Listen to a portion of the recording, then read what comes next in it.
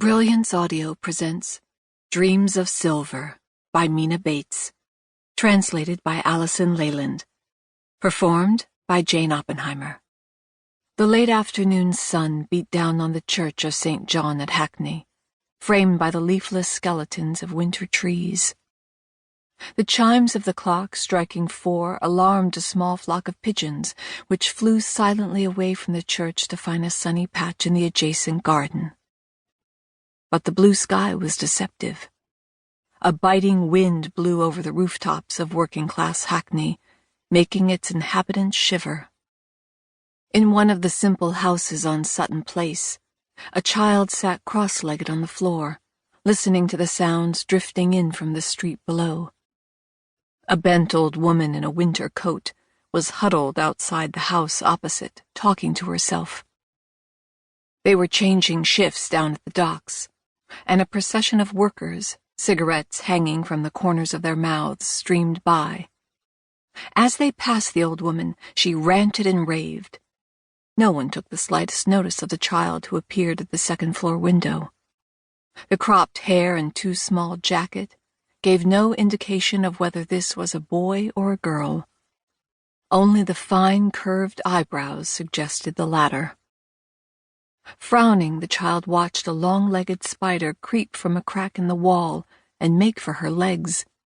She edged toward the spider, but it scuttled behind a threadbare curtain that divided her makeshift sleeping area from the combined living room and kitchen. A pot lid rattled, and her nostrils were full of the unpleasant smell of boiling cabbage. The girl could only bear the steam from the kitchen if she kept the window open, so she wore a woolen scarf around her neck. To avoid having to think about food, the 9-year-old closed her eyes and daydreamed about happier times. Times when the winters had never seemed so cold because she could snuggle up to the people she loved the most, people who had warmed and comforted her. It seemed that here in this house, every day was cold, and the nights were full of terrifying dreams. Lost in thought, she felt around in her sagging jacket pocket. Until a short time ago, a time that seemed as far away as the moon, she had kept a special treasure there, a silver music box that her grandpa had made for her papa many years ago. Oh, it was so pretty, and it even had a secret compartment. But her favorite part had been the little bird that jumped up from the lid and twittered whenever she pulled a tiny lever. Now her jacket pocket was empty, but if she shut out the street sounds and concentrated, she could still feel the weight of the music box and trace its contours with her fingers.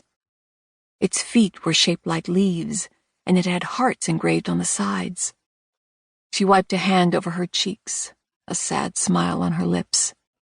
She wouldn't feel so alone if she still had Grandpa's music box. She could write down her thoughts and hide them in the secret compartment, and she would have something to keep her fingers occupied whenever her fears returned. The little girl sat on the bed with its moth-eaten woolen blanket and stared into space. "My name is Emma, only Emma," she murmured. The rest was a big secret she must reveal to no one.